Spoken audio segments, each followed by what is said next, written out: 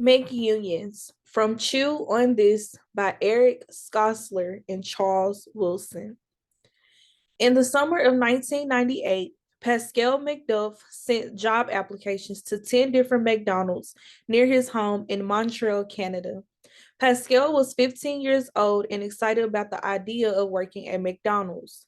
His parents had taken him there about once a month as a special treat when growing up. Pascal went for an interview with the manager at McDonald's on Peel Street. The two-story restaurant was at the heart of downtown Montreal and had a cheery, modern look with lots of shiny steel and glass. The manager told him that McDonald's treated its workers well and paid well if they worked hard. Pascal got the job and started working there during the summer and worked there at night after school. He was asked to do all sorts of tasks in the kitchen. He pulled frozen hamburger patties from the freezer and tossed them on the grill. He placed the cooked patties from the freezer and tossed them on the grill. He placed cooked patties on the buns. He pushed the button that squirted Big Mac sauce onto them. He carried the trash out to the dumpster, cleaned the big vats that held the cooking oil, filled the ketchup bins, mopped the floors, and he took pride in doing the job well. The managers complimented Pascal on his hard work. Whenever they phoned him to say that a crew member had failed to show up, he would get on the bus and go to the restaurant to help out. 5 months after starting, Pascal was named the new employee of the month. Not long afterwards, he received a work evaluation from his managers. A work evaluation is like a report card for workers who get one of four different grades. Doesn't meet standards, good work, excellent work, and exceptional work. Pascal was surprised to find that the grade he got was good work. He felt hurt and thought that after all his hard work, he deserved better. Pascal started talking to the other crew members at the restaurant and got the impression some people who worked the hardest had also received low grades. It didn't make any sense. And then Pascal realized that a worker's pay increase was tied directly to his or her grade in the evaluation. By keeping the grades low, the restaurant could keep wages low. His good work grade bought a pay increase of only 10 cents an hour. Pascal worked 30 hours a week at the restaurant, which meant his pay raise only gave him an extra $3, barely enough to buy a Big Mac. It wasn't the money that upset him. It was the way Peel Street McDonald's seemed to treat its workers with disrespect.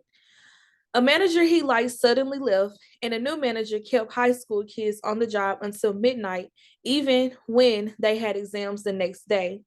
People who seemed to deserve a promotion didn't get them. Pascal thought something had to be done. One day, in the summer of 2000, Pascal left the restaurant with his friend Maxine Crompton. Both worked at the Peel Street McDonald's. Pascal had been there for 2 years.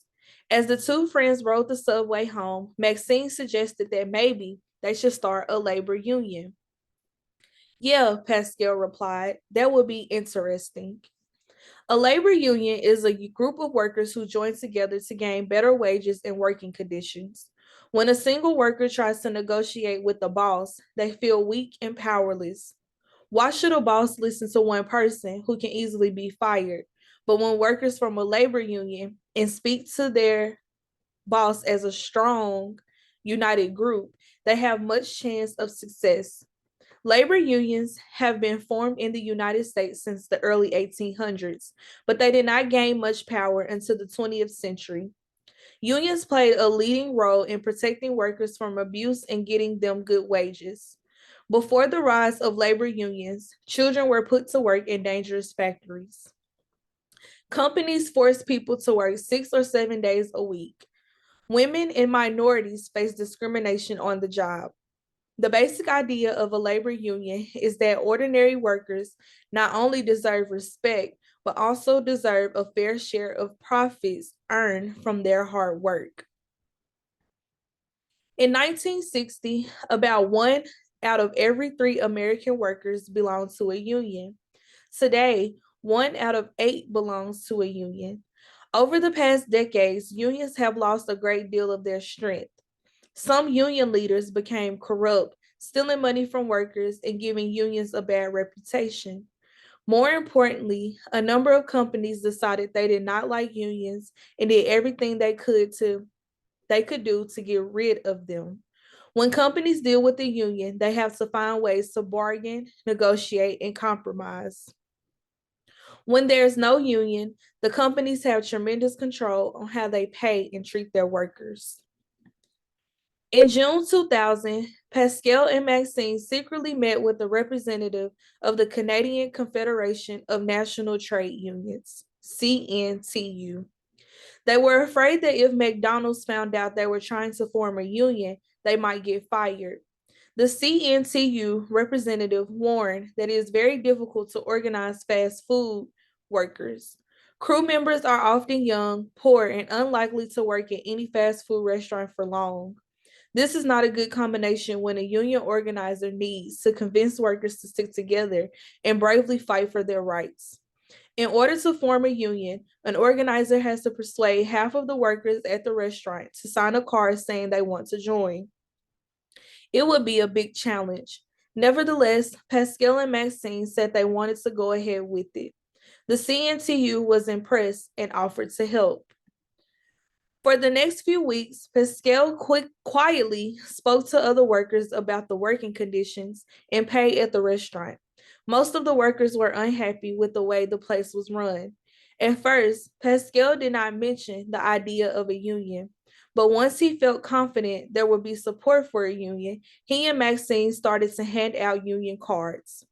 According to labor laws, the cards could not be signed at the job.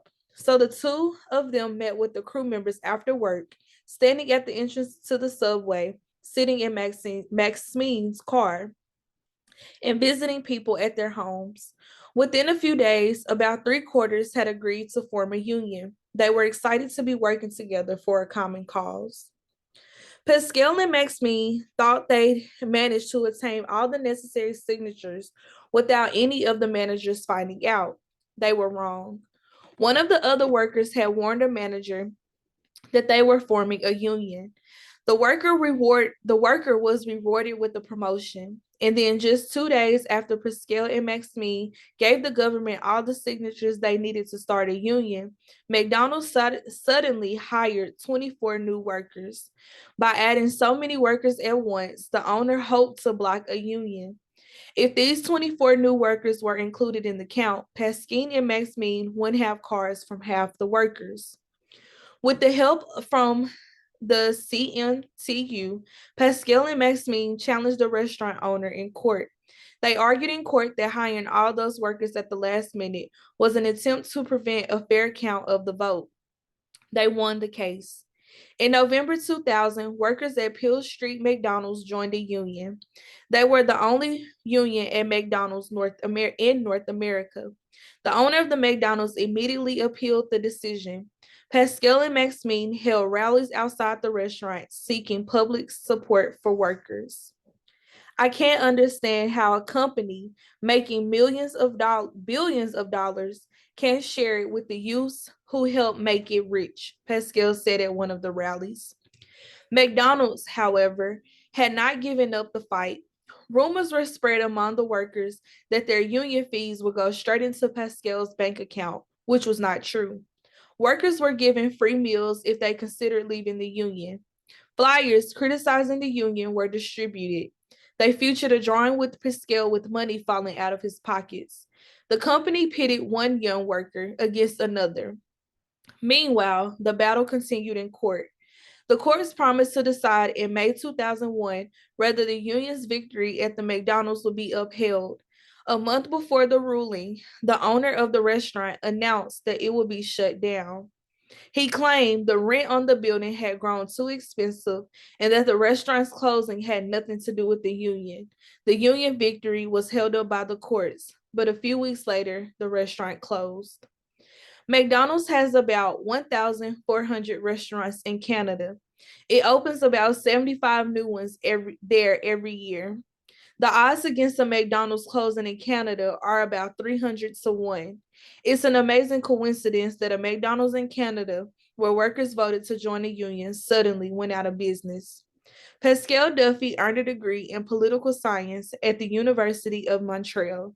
He has no regrets about spending a year trying to start a union. Ever since the Peel Street's McDonald's shut down, instead of working with the union, he refuses to eat at McDonald's. They hurt me and they hurt many other people, Pascal said, and it's hard for me to give them any money.